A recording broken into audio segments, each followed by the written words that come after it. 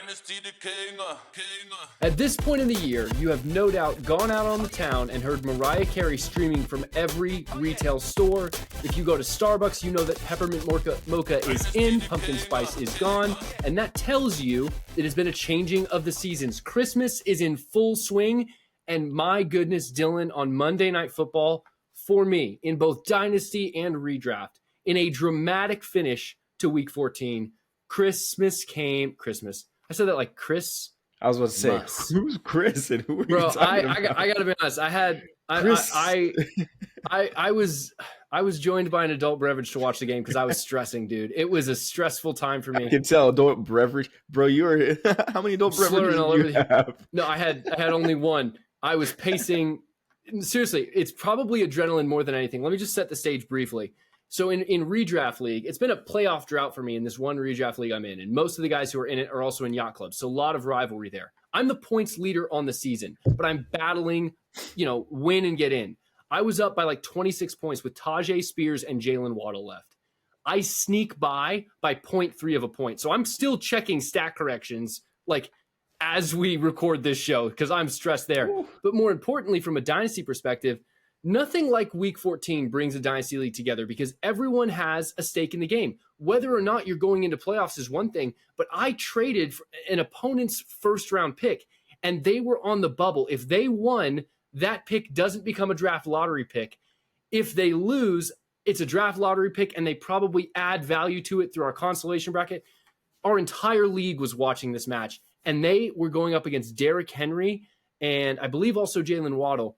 Mm-hmm. And they had Saquon Barkley, and Saquon Barkley scores 2 touchdowns, puts them up. It looks like it's over. They start celebrating in the chat, texting people left and right, and out of nowhere, and we got to get into this game because Will Levis, he's my new hero, man. He only became villain of my entire fantasy career because his passes to Tajay Spears not only almost kicked me out of redraft, but it seemed like they were going to not utilize Derrick Henry down the stretch, but Henry gets the last-second touchdown to get 2 on the night. But Will Levis, the star of the show, 327-1, 1 interception. This is a quarterback you've tied your destiny, your reputation to in Yacht Club. Mm-hmm. How impressed were you with his signature win? This is probably the biggest win other than his debut when he came out and threw 4 touchdowns. Yeah, I mean, this is what I've been waiting for. I wasn't really worried about him because the main thing that I saw when he had that big 4-touchdown game was incredible. Even ever since then, you've seen the potential in him. Like if you're a true football watcher, if you truly understand, not a fake football watcher, not a fake football watcher, like a solely a fantasy watcher. If you just watch points and not skill, you will miss it. But if you actually look at Will Levis, I mean, how many throws did he make tonight that were just like, oh, they were dimes to DeAndre Hopkins. There was that one to Tajay Spears that he just dropped down in the bucket. Yeah, that luckily fumbled out of bounds. But I mean, the dude has insane arm talent. He's resilient, and he showed tonight, dude, he is a dog.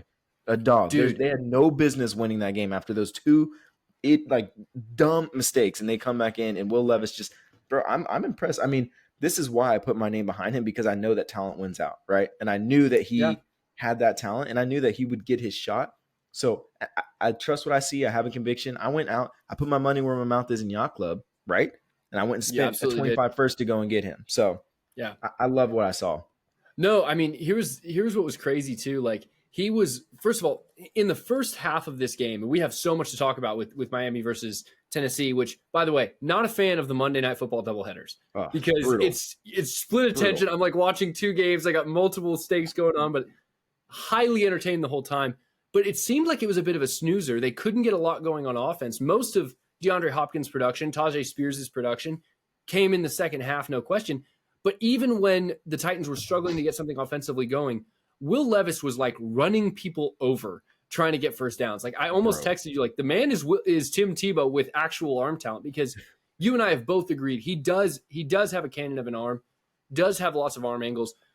The problem is, to me, the supporting cast and what does the offseason look like? I mean, I think it's going to get better for him. But how much we're going into a draft that is just absolutely loaded at wide receiver. Like no matter where you're at in the first round, second round, like you're going to get a wide receiver. Like any of the wide receivers between the first, second, and maybe even midway through the third round would be wide receiver 2 on that team starting tomorrow. Like this is just a deep wide receiver class. And I think they're going to get him the help. And just to go back to his talent. Are they going to move off of Treylon Burks that quick? You think it's done for Treylon Burks at this point? No, I don't think it's done. He still has a chance to reassert himself. I mean, he's just got to get past the injuries. But I'm just saying, like, there's a lot of wide receivers that today, the Treylon Burks that we see, that will come in and be better than that. Like, that can produce probably a lot quicker than Treylon Burks has. But going back to Will Levis's talent, I just think, like, Will Levis, we saw him kind of go, like, he had that 4 touchdown game, and then ever since it's just been kind of meh from like a production standpoint, especially from for fantasy. A lot of games without touchdowns. Yeah. A lot of games without touchdowns, but he really probably shouldn't have started this year, if we're being honest. Like, he probably should have sat a year. And I think that was kind of the expectation. But to see him actually progressing and come out and win a game like this has got to be huge, especially for him. I don't think it was bad that he started this year. When I say no is that they didn't plan for him to start this year. I mean, that was he clearly had very few, if any, reps with the ones. Mike Vrabel was very clear about that. Rich Eisen highlighted that really well in an episode of the Rich Eisen show. You should check it out. But going to the other side of the ball with the Miami Dolphins, I've got a question. Who is a bigger fraud? The Dolphins as a contender, as a team this year, or Tua as a top 10 dynasty quarterback? Whoa, wait, hey, back off of Tua. Not at all. Off of Tua. Not at all. Not remotely. No shot. No shot. I mean, they're you can't say one or the other because they're kind of tied together. If you're calling Tua a fraud, then they're fraud contenders, right? I mean, they're not going to go anywhere without Tua playing at his best. And I mean, I just think Tyreek Hill is so important to that offense. And I know that's what you're alluding to, is like Tua being nothing without no touchdowns. And it's not like they don't have crazy good weapons otherwise. Yeah. I mean, that offense without Tyreek Hill is still a top 10 unit in the league. Jalen Waddle is a stud. You have two great backs in Raheem Mostert, Devon Achane. I think Raheem Mostert. Continue.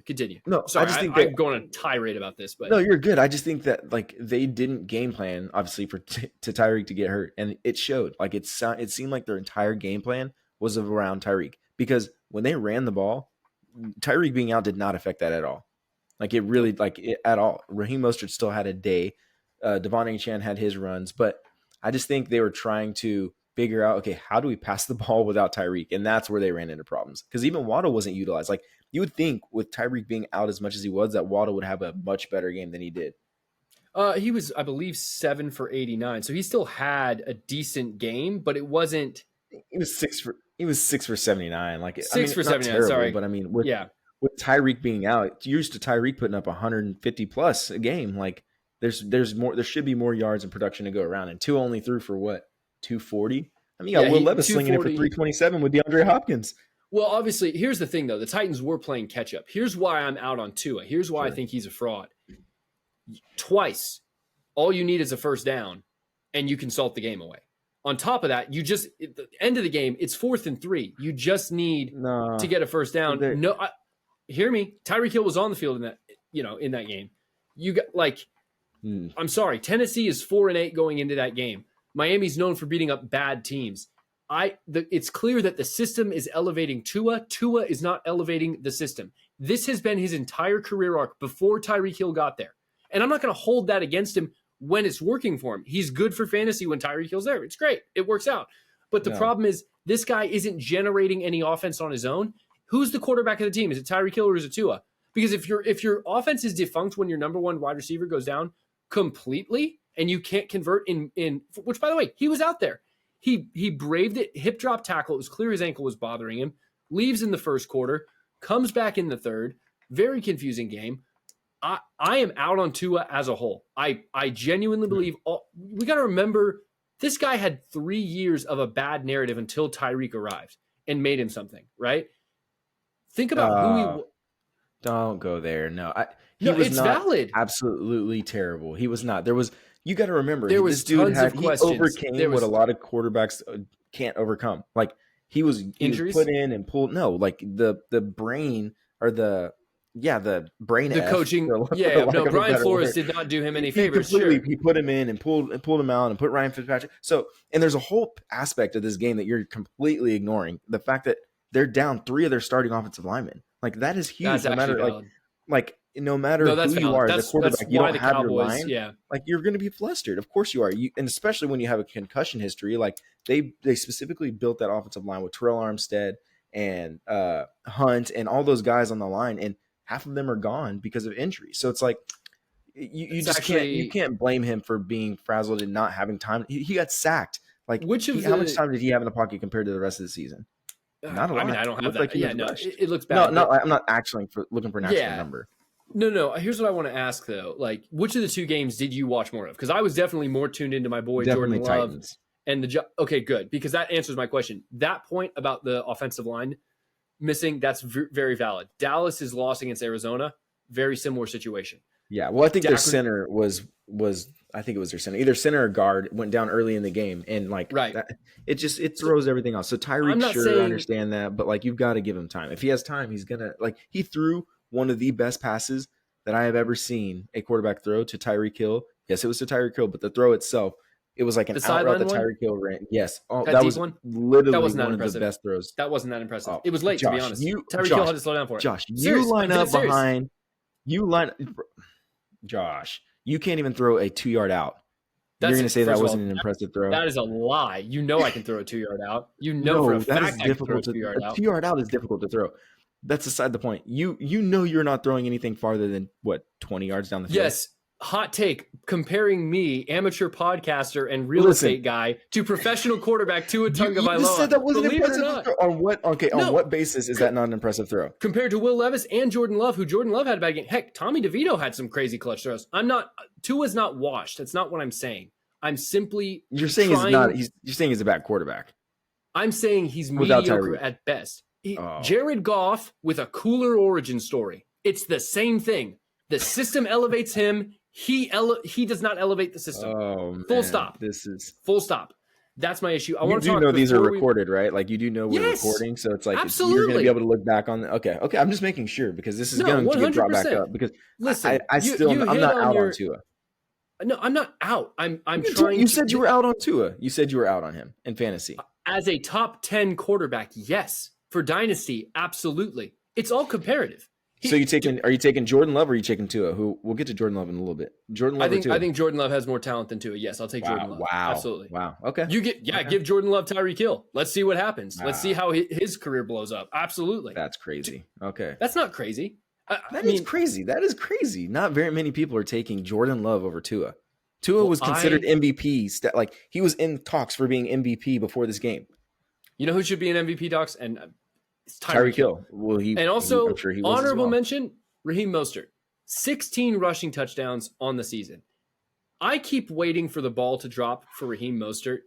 He is a league winner. He's been a league winner regardless of your acquisition cost this season, whether it was dynasty, redraft, auction, doesn't matter. Raheem Mostert was cheap. He is an RB1, and he's going to continue to be through the playoffs because clearly they need him. I loved what I saw on the ground from him. I loved what I saw through the air through Tajay Spears, even though he single-handedly almost ruined my day. Gave me an absolute heart attack. Him as a receiving back, Derrick Henry can stay there for another 2 years and be productive. And Tajay Spears as a third down change of pace is still going to provide value. He's the wide receiver too. Spears. Essentially. I mean, it's great. And I still think between the tackles, he can provide. I don't think we've seen the best of him between the tackles yet. I think he'll get more opportunities next year. His future is up for debate. Waddle, a decent game. I'm glad he didn't do any better. Once again, I was playing him in multiple leagues. But going back to Mostert, just real quick, if you have Mostert going into the playoffs, you do not sit him. You do not bench him. Even with Achane there, Why would you? Well, because I don't think some people are worried about Achane, but I have Raheem Mostert in the league, and I went and acquired him earlier in the season. I think I traded like Zach Charbonnet or something for him. I don't regret it one bit. Like Raheem Mostert, you can ride him to the championship the way that this offense is set up, especially the way they ran the ball was incredible. So I like him. And then Tajay Spears. I mean, Tajay Spears only had 7 carries, right? Derrick Henry had 17. Yeah. Still put up 16 points. Not even because of his 6 receptions. 6 or 8.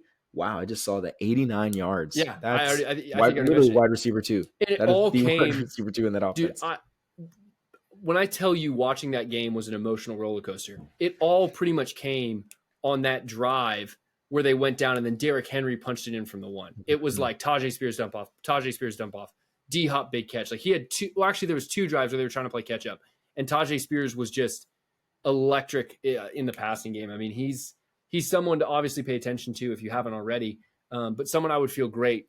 Let me ask you this: Tajay Spears or Jaylen Warren? Who would you rather have right now in Dynasty? Probably Tajay Spears.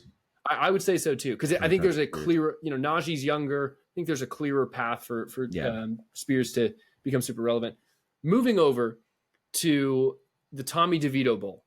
First of all, the most important question we have to ask, Dylan, and if you're audio only, you got to understand, I'm doing the Italian, forget about it, gabagool. Super fun backup to watch. Of all the crazy, hilarious backups, rank these in order of likability. Tommy DeVito, Cooper Rush, Gardner Minshew. The most important keep trade cut you'll ever play. Gardner Minshew for sure is probably the most You're saying from likability. Yeah, like you're just fun to root for. Like, oh, it's a backup and our season is over. Yeah, Gardner Minshew for sure. Love me some Gardner Minshew. Definitely Tommy DeVito second. And as a Cowboys fan, Cooper Rush. Like I wasn't enjoying watching Cooper Rush play. Like he did his thing and it was surprising every week. You didn't expect it, but it wasn't like he didn't really have a personality. Whereas like Tommy DeVito got the story. He lives with his mom. And you got Gardner Minshew, who's just he's redneck like that wears jorts and cut off flannel, and he's just got a mullet. A legend, man. Minshew is Uncle Rico. Got a mustache. They have personalities. Cooper Rush is just. I mean, he'd probably be an accountant if he wasn't in the NFL. Here's what's so impressive to me about Tommy DeVito and why I would rank him number one right now. One, making Italians super likable, always a fun thing. I wish I was actually blood Italian. I'm not. That I can. I mean, you would think so. Every time I went to the Walsh household in high school, what is the meal that we had, Josh? Every single time in high school, when I was a kid, I cook. I make. I am 65% diet. You make pasta, yes. No, you do. Yeah. But I'm saying like your mom literally was. We're talking by hand. And we've been friends for how long? Like almost 15 years. I've had a different pasta every single time I've gone to his house. I don't know how many variations of pasta there are out there, and you would think they're Italian. I have no. Mathematically, there's infinite. Yeah, different one every time.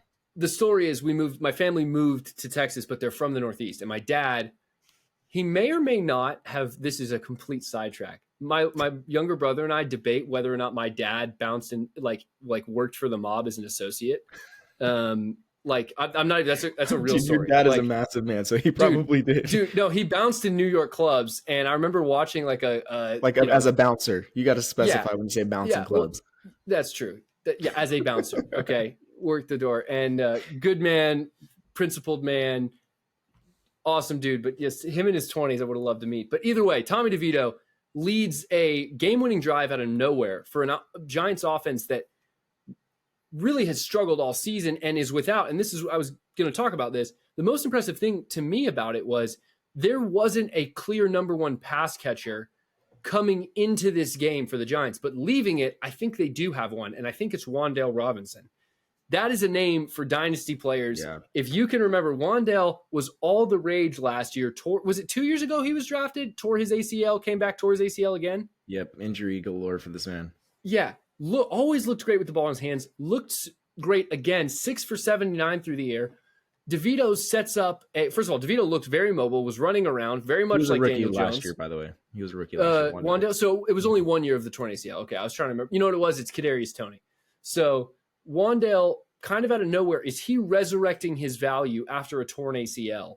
And is there something to be had there, or is this very similar to what Isaiah Hodgins was last year, where it's like, hey, there's no one in town. He's just the best of the rest. He didn't have too bad of a game either. I mean, DeVito was dealing. He was wheeling and dealing. But to the Wan'Dale Robinson, I think if you can get a Wan'Dale Robinson right now for cheap, I don't know, try and go get him for 2/3 or something like that. Well, your trade deadline's probably fast. But in the offseason, if you can get him for the low, yes, I think he's a solid wide receiver, and he's battling back from an injury. He's been in an offense that's been in shambles, trying to figure out who is going to replace Daniel Jones. And when Daniel Jones was there, it was just a complete crap show. So I think he will and can be the wide receiver one. I mean, there's no other wide receiver of note other than Jalen Hyatt, who doesn't seem to be really making that step yet. And they're two different wide receivers.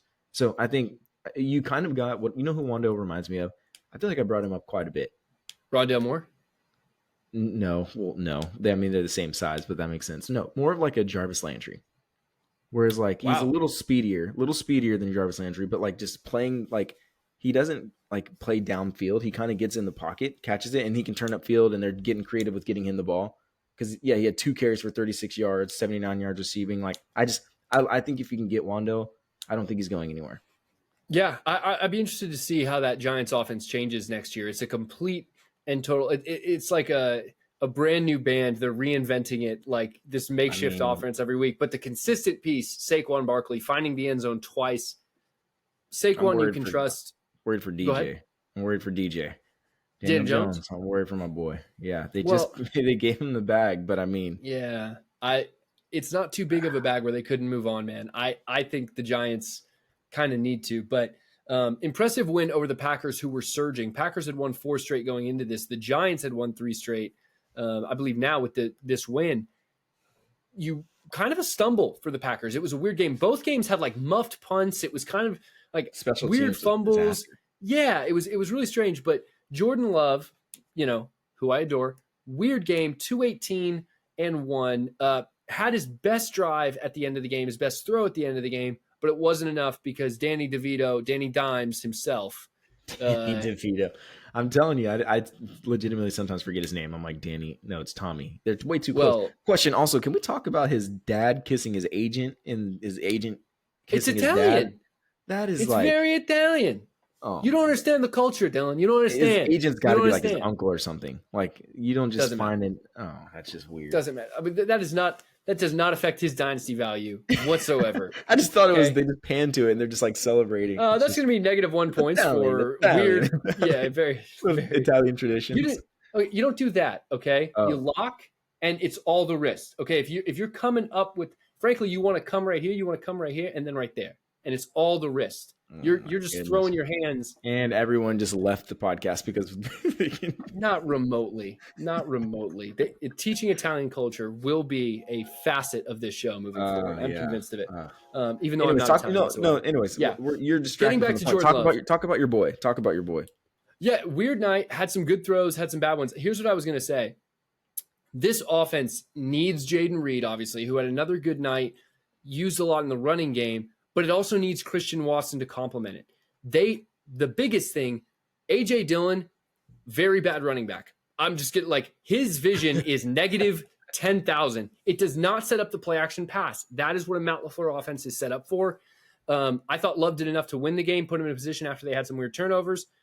Like I already said, DeVito puts him over the top. I'm not worried about his long-term value, but I was disappointed he didn't have a more impressive win against a plucky but under, the Giants defense has been decent. They're good defense. They're good. They are. They're good. But you got to beat the Giants. You should keep this playoff hopes alive. That would, if they win that game, if the Packers somehow punch their ticket to playoffs this year, I have zero doubt, zero questions, zero concerns that Love gets a long-term contract this year. Now he might be on the bubble again going into next year because I do think he's certainly secured his job for another year. Yeah, I just Love. And this is why last week, I remember when we were talking about Love, and I was like, you know what? Yeah, I think he can be top 10. And then I was like, oh, you know what? No. You weren't saying I think about it. You've been. I did, and then I said, hyping him up. All right. This is recorded. Right. You can go back and watch it. I said, okay, whatever you say, Benedict Arnold. I hesitated, and I said, I was like, you know what? No, I can't put him in the top 10. And this is why. The dude just goes ghost against teams that he needs to beat. If he can't win games against the New York Giants, what makes you think they're going to extend him? And you're out here saying because, Tyreek Hill's out, so Tua's he's awful, not a top 10 quarterback. But then you're going to put Love in the top 10? No, Tua's proven way Love more as a quarterback. Love had a better game fantasy-wise than Tua did with Tyreek Hill in spurts, okay?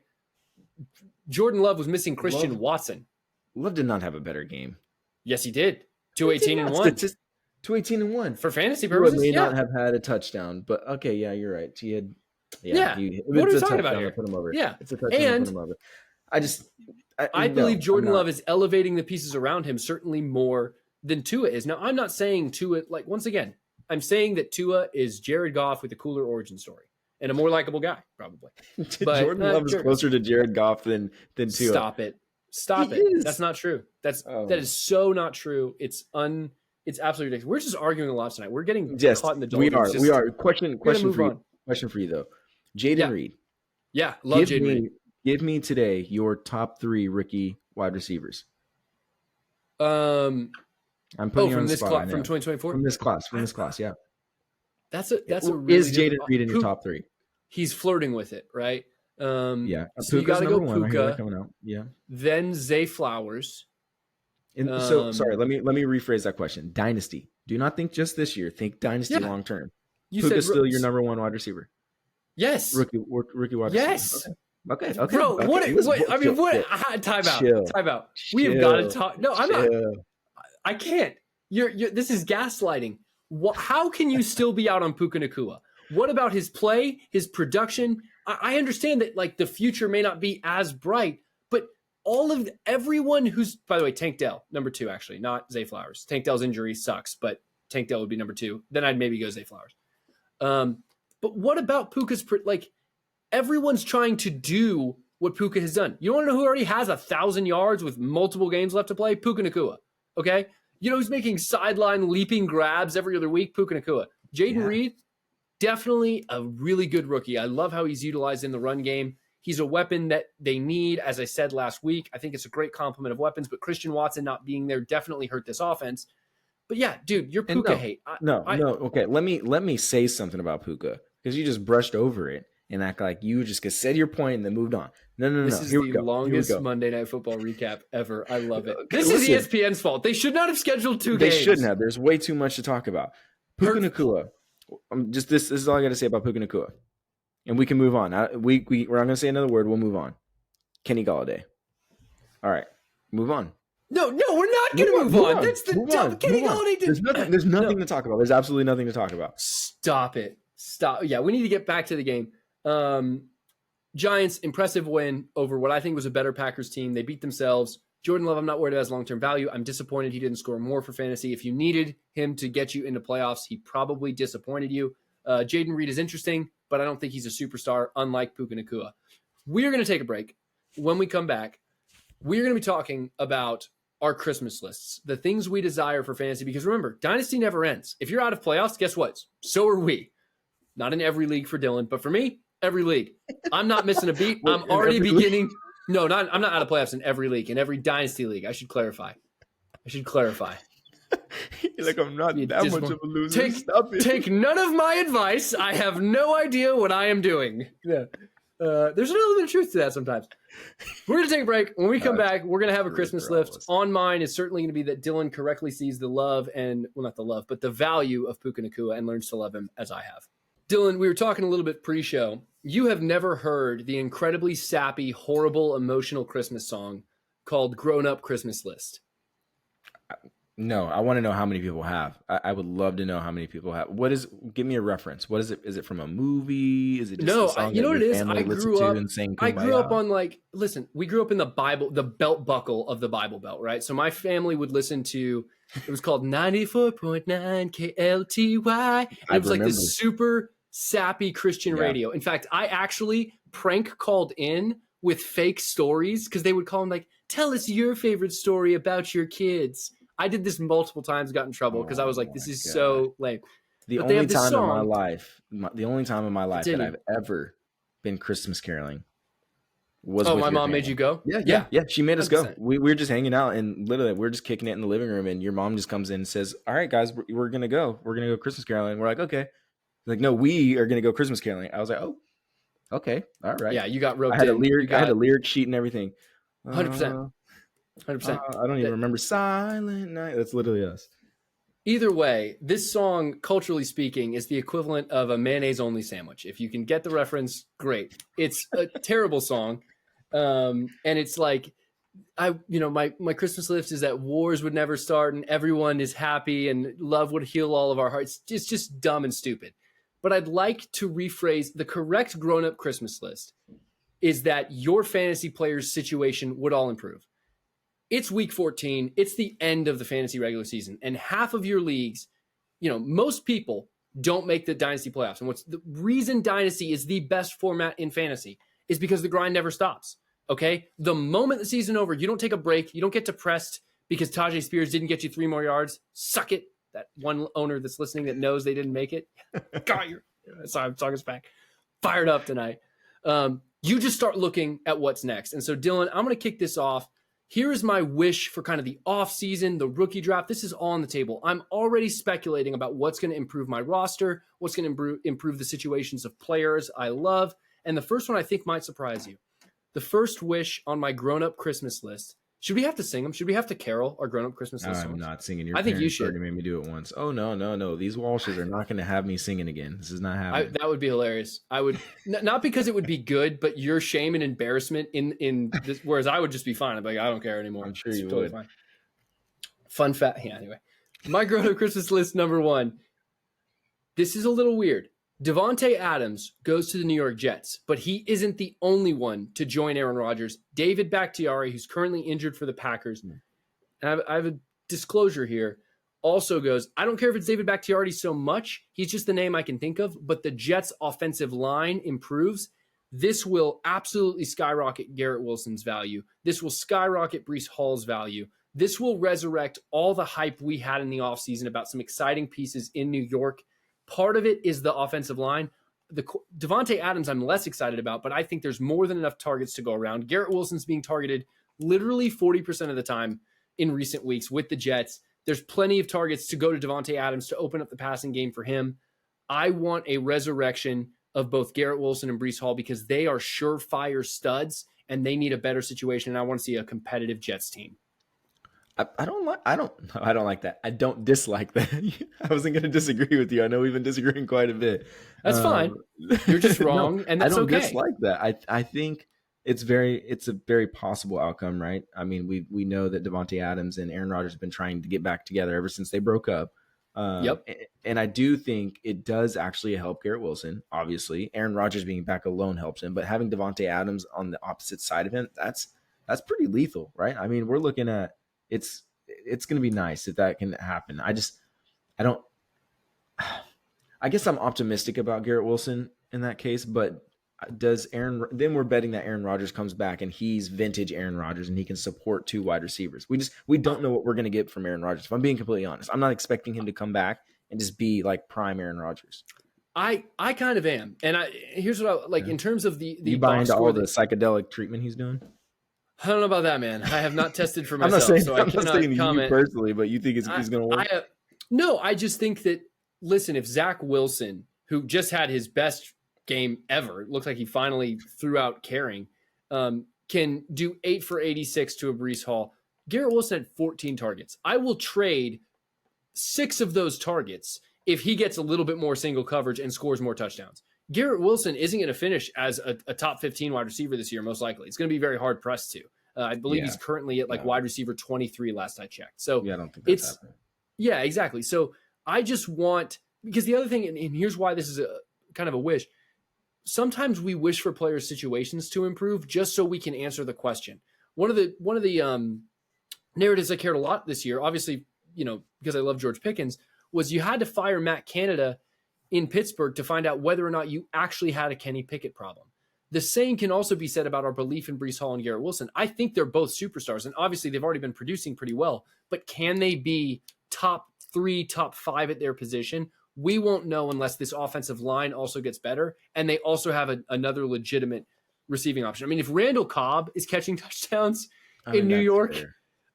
That's fair. There's plenty of work to go around. And so that is my first wish. And also, sneaky little thing, I traded you, Jimmy Garoppolo, for Aaron Rodgers in Yacht Club. And having a third QB, if the hype around Aaron Rodgers allows me to resell him for multiple seconds next year, I'll happily do it. That you did. I am guilty as charged, unfortunately. I like that. I like that for Garrett Wilson. I think it does put him in.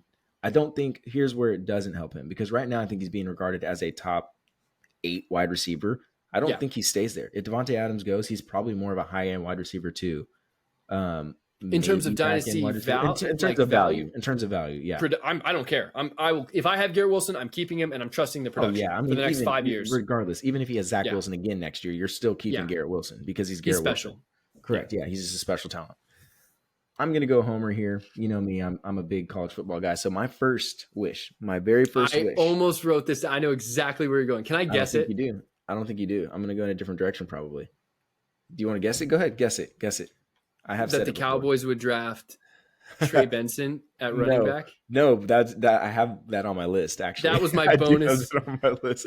I have that on my. I have like 5 on my list just in case, but that is one I of them. did the same. Oh my gosh, we're so cute. Look at us. I did the same thing. We have 3 wishes apiece, but I prepared 5 just because I was like Dylan and I. Especially because if you would have sniped me on one. Right. Yeah. Exactly. So what is your actual wish? My actual wish, and this is because I'm a DK Metcalf truther. Absolute DK Metcalf truther. I love DK Metcalf. Think he's a wide receiver 1, a bona fide wide receiver 1. And to help that case, Geno Smith's got to go. Love Geno Smith. He's been great. It's been a great story. He's got to go. Bring my boy Michael Penix Jr. into the Seattle Seahawks offense and let him just rip it to JSN. Let him rip it to what? Pause what? You said I'm a homer. When have you been a Seattle or a Washington fan? Sorry. You completely and totally you buried the lead there, man. I'm a Seahawks fan. You didn't know that? Yeah, this is a pretty big reveal after 15 years of. I'm a Homer was the wrong term to use. Homer was yeah, that's why I was why off. You're so confused. Yeah, you're right. Okay. Yeah. Sorry. All right. My bad. Thank you. Bad. All right. But Michael I like Penix where you're Jr. going. Continue. Michael Penix Jr. because he's going to be available. He's going to be most likely the 4th quarterback taken. And I think by the time Seattle comes around, he's going to be there because right now they're projected to have like a mid to late first round pick. And Michael Penix Jr., if you guys watch college football, you know who he is. He was in the he came in second for the Heisman. He won the Maxwell, which is the best quarterback in the league or in the nation.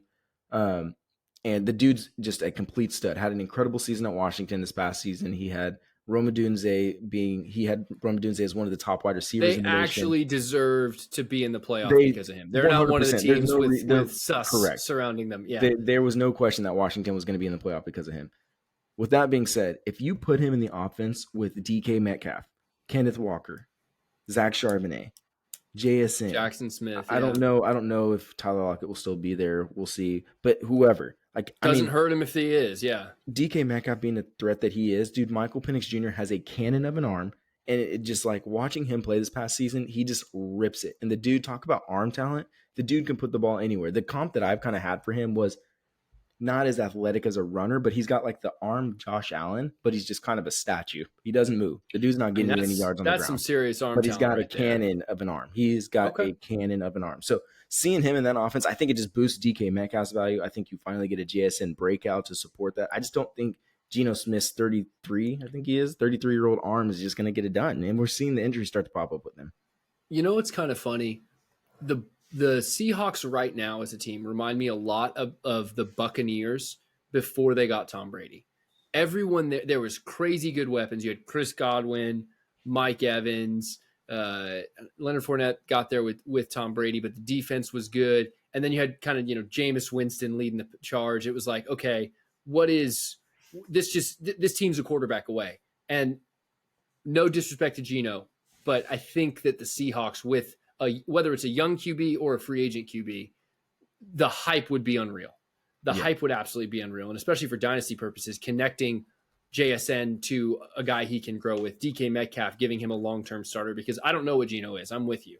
I think he's above average backup for sure. What Geno is a good bridge quarterback. Like Michael Penix probably won't, he shouldn't start right away, but having someone like Geno, and we've seen Geno humble, and I think he'll step into that mentor role if needed. Geno's great. Yeah. Right? If he's going to get drafted, if someone's going to get drafted over him and he's going to have to sit on the bench, I think he's humble. He's humble enough to do that, and I think that's great for someone like Michael Penix because he's going to need some development. He's got all the arm talent in the world, but we've seen that doesn't always translate to the NFL right away. So that would be my wish is just please Michael Penix Jr. because he's also my QB3. I know a lot of people have Jayden Daniels right there at 3-4. I like Jayden Daniels. I think he could be a really good quarterback in the NFL.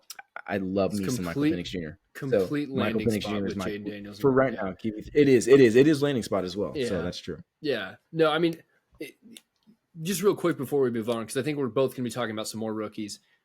I think it is a great tip to remember your rankings right now at the end, immediately at the end of the college football season, are probably going to be the best rankings you can have, even just as a casual fan. Yep. There is going to be so much confusion and so much hype and media spinning while football is not being played for some of these players. And so like Michael Penix, if they have an embarrassing loss in the playoff, which could happen, Washington's good, very, very good team, but They could get stomped by Texas. I'm not saying they will. I'm not saying I'm not saying they favor Texas. I'm just trying to paint the picture of all of the sudden the narrative will be, well, they never played any real competition. Maybe Oregon wasn't that good. I'm just saying that situations out of his control can greatly affect all of your evaluation. And he's just one example. There's tons of players like that. And where the media is going to invent questions about and if you're playing Dynasty, I think you have to understand the rookie process, right? There's so much information that it's information overload, and some of it you just need to throw out. You've got to figure out what you need to throw out, and what you need to keep and actually consider. But through this draft process, like, I think you're actually right. Like, if you make rankings now, save those rankings, because refer to them later on, and then remember, why did I change my ranking? And ask was it because of Pro Day? Was it because is this valid? Yeah, correct. Yeah. We're not saying that put yourself in a box and be like, only believe what you believe right now. Simply remember why you believed what you believed when football was being played. I think that's really big for all the players that we're going to talk about. Remember that Drake May is the QB1 over. That seems so much spicier like 3 to 6 months ago. I don't disagree. Thank you. I don't disagree right now. I hate that you dunk on my takes like that. Anyways, go ahead. Well, if they're horrible, yes. I mean, horrible. Correct. It's like many times you'll come out, you'll be like, this is gonna be a little bit spicy. It's a little crazy. It is spicy, because not very many people are actually. A lot of people are going to say Drake May, but push came to shove, they would take Caleb Williams, and Caleb Williams still is the hotness. No one right now is going to say, I'm taking I'm taking Drake May over. Well, me. I think a lot more people are saying that. That's fair. I think a lot more people are saying that in recent months. I don't think it's as. I think it's like a 60-30, where it used to be a 90-10. Moving on, quarterback who's better than all of those guys, the best quarterback in the league. My Christmas wish. This is so selfish and it's dumb, because it's not. It's an either or. It's not like a singular. This is what I want to happen. I need Justin Fields to stay in Chicago, or he can go to Atlanta. That's it. Those are the only two places that give me hope for his value. If he goes somewhere else, will I invent a reason to still be hopeful because I'm so pot committed to his success? Also, yes. But hear me, Lord. Please keep Justin Fields in Chicago or send him to Atlanta. Here's why I like Atlanta, Dylan. One, the hype would be unbelievable for all the players. Drake London, Bijan Robinson, Kyle Pitts, all of that hype would be rekindled, because Justin Fields will be the best quarterback any of those guys have played with, other than Kyle Pitts with Matt Ryan. Even that 1 year of Matt Ryan was a great passer in Kyle Pitts' rookie year. But that'll be the best quarterback in recent years, because Desmond Ridder, Taylor Heineke, no disrespect to Marcus Mariota, Justin Fields is head and shoulders way better than those guys. Also, Arthur Smith loves to run it. And I know he's fantasy football's greatest villain right now, but he's turned over a new leaf in recent weeks. He's giving it to Bijan in the red zone. Bijan's scoring. Things are looking up. Can you imagine how dangerous that rushing attack could be in a system where Justin Fields could actually be used similar to how Lamar Jackson is used, where he's not used in a weird timing passing system where the screen pass is your best play? As much as I'm frustrated by how the season has gone for Justin Fields, I would have immense hope if he did end up in Atlanta. Or alternatively, if he stays in Chicago, that means they are getting a Marvin Harrison Jr. with a coaching change, especially the offensive coordinator. I think Eberflus might be saving his job with the way the defense is playing in recent weeks. Remember, the Lions had a horrible season under Dan Campbell their first year, and then they had kind of a resurgent. They were 1-6 at the start of last year, and then they won a lot of games down the stretch, finished 8-9, and missed playoffs. So I think the Bears could be something similar to that. And if that's the case, especially the way the defense played, just shut down Detroit, I would love if DJ Moore and Justin Fields could stay together, because that connection has been magical. But they also, in the draft, need to add another weapon. I don't care if it's Brock Bowers. I don't care if it's Marvin Harrison Jr. What happened to Darnell Mooney? Like, what? Dude, did you see the amount of drops he had? Yeah, okay, I'm glad you're on my side about this. I thought you were going to blame Fields for that, but I was like, dude, Mooney was just I don't know what was going on. Like, there were some that were tough catches, I understand, but there was some that he just didn't look right. I don't know if something's going on with him injury-wise, but I agree with you. Well, other than staying in Chicago, I don't think it's a good idea for him to stay in Chicago. Regardless, Eberflus is his coach. If Eberflus stays as his coach, if there's no coaching changes, absolutely not. Like, they have to. Otherwise, they're going to have to get someone in Luke there. Getsy needs to go. Well, yes, he's they got to need go. someone that's going to actually develop Fields, like intentionally develop Fields, because right now you're getting this inconsistent play because he's not getting adequate coaching or play calling that actually caters to his skill set. I don't know. That's the most on the same page about Justin Fields we have ever been. This is a great night. I mean, yeah, great night after arguing for the first 30 minutes. I'm in playoffs, and my first round draft pick is a lottery pick. It has the chance at the 101, and I'm over the moon. Ecstatic. Both of those matchups were counted by less than a point. I'm a winner before we recorded this evening, no matter what That's I say. Brutal. I'm actually, this idea of Fields going to Atlanta is actually growing on me. At first I was like, okay, I mean, sure. But now Arthur Smith, like you said, is kind of getting them going. I mean, Desmond Ridder balled out this past week. Yeah. Shout out to my boy Drake London. I was going to say Drake London this week. Absolutely. Kyle Pitts had a touchdown this week. I mean, what is going on? What is going on? They may not Kyle even Pitts think can score. They may not even think they need to go get Justin Fields. They got Desmond Ridder. There you go. No, I don't hate that at all. My next wish. This is kind of a two-part. One, I want this person to get a championship, and so I want them to go to the Kansas City Chiefs. I want them to go to the Kansas City Chiefs because the Kansas City Chiefs need help. You've got Travis Kelce, who is just not – he can't do it anymore. He's not young, but you know what I noticed also? Is Juju isn't like a world beater anymore, right? He's not a wide receiver one. But he did similar things to Kelce that opened Kelce up to do Kelce things last season. They don't have that this year. They don't have that at all. Like Rashee Rice is coming on and he's like nice, but he's not he's not savvy. I agree with you completely. That's what I was about to say. Because Juju is really good at reading zones, creating holes, or helping draw a decent slot corner. Mm-hmm. Forgive me. I'm coughing. So emotional. Talking about Juju. I love him so much. Excuse me. But I agree. Juju helps draw attention away from Kelce. Rashee Rice is used very differently. He's a big play guy. He attacks the scene with speed. I think he could more grow fantasy relevant. Yeah, I think he could grow into the role where he can be one of those like kind of like a Amon-Ra type. He's not Amon-Ra, but like where he can go across the middle, and he's a bigger wide receiver that I think can handle those hits. The wide receiver I want to see go to Kansas City, and I love this wide receiver, and I want him to win a championship, and it'll help him fantasy value-wise, Terry McLaurin. Terry McLaurin in Kansas City would be that is a plot phenomenal. twist. Phenomenal. Everyone says T. Higgins. I know. T. Higgins, sure, whatever, but T. Higgins is great. I like T. Higgins. He's a great wide receiver. I don't know if that's what Kansas City needs. They need someone who's experienced, who's a veteran, who has been a one in an offense. And Terry McLaurin's been that. And he hasn't had a quarterback other than Sam Howell. But Sam Howell and him just aren't getting breakfast together. I don't know what their deal is, but he's just not looking for Terry McLaurin. Terry McLaurin coming out saying, I got a lot of cardio, and that's not good. That's not good. He's 27 years old, going to be 28 in the offseason, and we just need to get that man a quarterback, get that man a championship. Can you imagine an offense with Patrick Mahomes, Terry McLaurin, Rashee Rice, Travis Kelce, and Terry McLaurin is very gettable for them. Like, they can go and trade and acquire him pretty easily, I'd imagine. And yes, they can go through the draft and add a wide receiver, but I just think contract isn't too bad either. Whereas if you got a T. Higgins, you have to sign T. Higgins. So you have the cap space to do. That's a brilliant call. I like that, Dylan.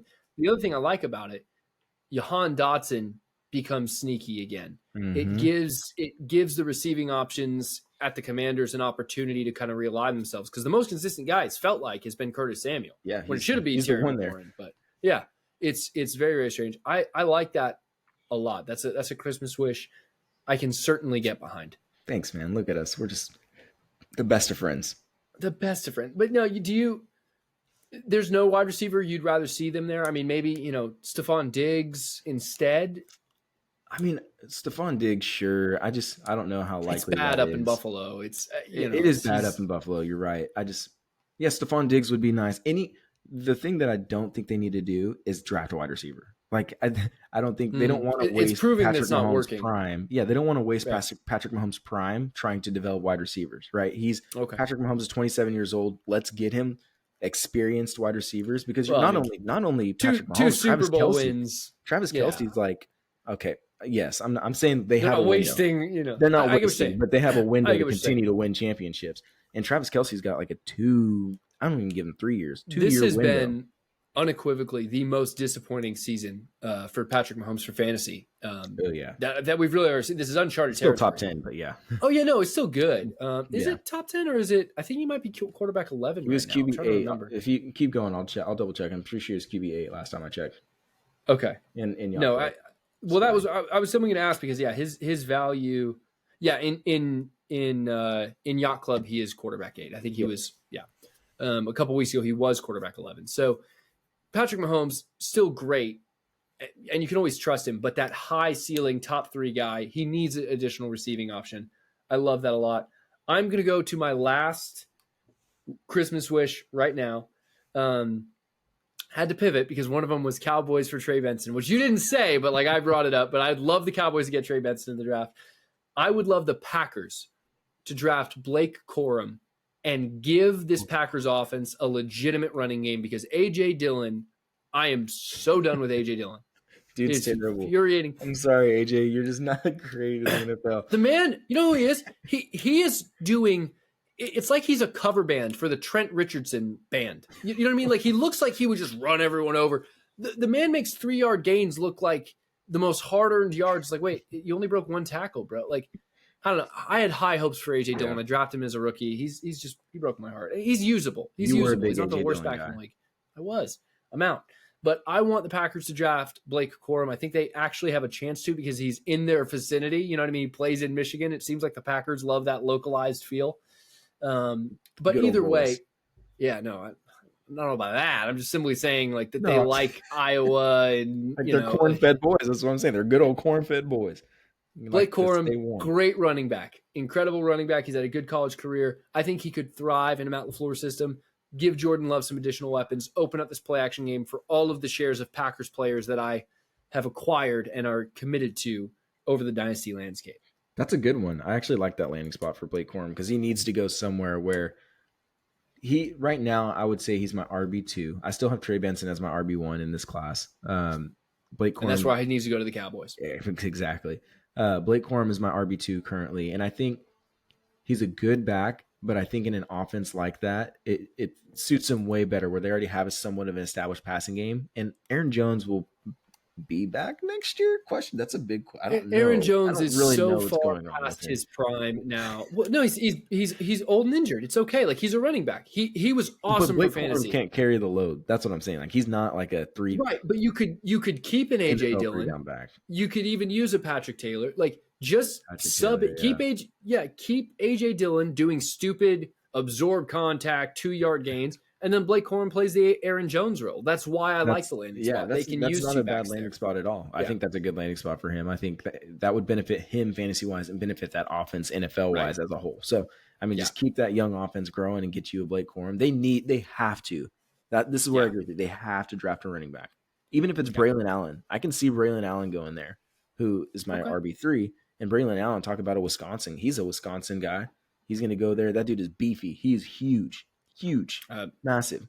Not against that either. 6'2", 230. The dude's massive. So I mean, I wouldn't be opposed to Blake Corum or one of those guys. I think they do need to take a running back though. Bottom line. Be nice to see. All right. Who and what is your last? Yeah, last Christmas list here. This one. We've been really selfish for Christmas. We have been very selfish. We're adults. You only get one thing for Christmas when you're an adult. Past the age of 25, like, and especially when you have kids, like it's those it's kids, not like you have the one thing. You know what I mean? Yeah, I'm sure Williams asked for a lot this year, huh? Well, no, the grandparents don't. I don't exist anymore. I am no longer my parents' son. Your parents I am the parent of their grandchild. You know what I mean? They're like it's so real. It's so the grandchild is the star. That's so funny. So what does William your child need this Christmas? Yeah. He's 8 months old, Mom. Like I don't know what you want me to tell. Like, let me ask him. Okay, my last Christmas list, since this is the only time I get to actually make a long list, is Brandon Ayuk. Free Brandon Ayuk. I'm going to start a campaign to free Brandon Ayuk. Not that he's in a terrible offense. Obviously, he's not. But he doesn't have the chance to be a 1. There's way too many weapons there. You're going to get your boom weeks from Brandon Ayuk. He still had 1,000 yards this season, as he has done in the past. But this dude needs to be a priority in an offense. And he's not the priority. And that's just the reality. He's a luxury right now. Put him in that Houston Texans offense with C.J. Stroud, Tank Dell, and Nico Collins, and let Brandon Ayuk go crazy. Go crazy. I think that would be absolute. That would be Brandon Ayuk would be a top 10 dynasty wide receiver, hands down, easily, no question. And he would go into my top. He would push top 5 for me if he went. If you he would be with top CJ 5. Stroud, he would be top. He wouldn't be top 10. He would be top 5 in terms of our keep trade cut. Oh boy, to the moon. Like, CJ Stroud would be the quarterback 1 in dynasty. It would be unbelievable. Talk about one of the most elite route runners that we have seen. I mean, in the NFL today, he is one of the most elite route runners, one of the best separators, one of the best. He's got some of the best hands in the league. The dude is so underappreciated. He's a luxury in San Francisco. I'm not saying that he's going to go to waste or that he's a worse wide receiver because he's there or San Francisco's doing him a disservice. They just have a luxury. But there's a ceiling. An abundance of weapons. Yeah, exactly. He's not getting CeeDee Lamb, A.J. Brown levels of targets. Correct. He's and you could even argue he's the number 1 wide receiver. Debo's just higher on the pecking order in terms of a weapon. Debo has had boot games recently. Because he's been paid. Like Debo's been paid. And that's the point there, is that they're committed to Debo long-term. They paid him last year, long-term contract. Ayuk doesn't have that. They can pick up his 5th-year option, I believe this year, right? It'll be his 5th year next year, or did they already pick it up? Do you know his contract situation on the top of your head? I do not off the top. I know they haven't picked it up yet. So they haven't. They haven't given him a long-term deal, but I don't know if he is an unrestricted free agent or if they have the option to sign him, and then he would hold out, and is it a franchise tag or what the situation would be? But in either case, if he were to be connected to C.J. Stroud, the Texans could afford him, no question. They could trade for him and then sign him. They have both the capital and the cap space because Stroud's on a rookie deal, Tank Dell's on a rookie deal. Their stars are all young and don't have long-term deals. So there's room for Brandon Ayuk to get connected there. I would salivate at that opportunity because coming into the season, I couldn't think of a better offense or a better situation for him to go to. Maybe he goes to Kansas City. It was like, okay, cool, but it's Travis Kelce still, he already had George Kittle, Debo, and McCaffrey, but, Kelce's going to command a lot of targets. He would unquestionably be the alpha wide receiver 1 in Houston, and Tank Dell would be the slot. You got his contract info pulled up? Yeah, it looks like he has the option this year. He's an unrestricted free agent in 2025. So, I mean, he's still on his rookie contract. So, yeah. I mean, there's a chance, but at least try to go trade for him maybe. I mean, maybe they're looking to shop him. I don't know. Maybe they're trying to keep the good times rolling. I don't know. Well, no, I mean, his contract has to get done this year. They're going to re-sign him. Fair. But he's going to command so much money. Yeah. But if the Niners win the Super Bowl, I think it's definitely more of a wish than a dream because it's hard for them not to just franchise tag him or tell him, hey, come back for the 5th year and we'll worry about it later. And just re-roll and let's go win this thing again. Yeah. I love Ayuk to the Texans would absolutely be electric. But the most important question to that, though, Dylan, is wouldn't that break your heart for all of the Nico Collins love that you have? I knew it was coming. No, because, I mean, have you seen how much C.J. Stroud throws the ball and how well he throws the ball? I mean, it's definitely Nico Collins' value is going to take a hit, no doubt, but they would take a massive. I would much rather see Ayuk's value go up than Nico's. I mean, if I'm being honest, Brandon Ayuk is just a better wide receiver. Yeah. No, he's a superstar. And Nico Collins has been a pleasant surprise and a very good one this season. Well, no surprise, we have belabored the point on both Jordan Love and thank you so much for all of the for listening to this much into the episode with all of the Walsh family. We brought up a lot about my family of origin there tonight, Dylan, kind of unequivocally. But that's what the holidays do. Christmas. Family, it all comes together. We hope you are having a wonderful family. Is that how you do it? Talk about the family. This is like you. The pasta.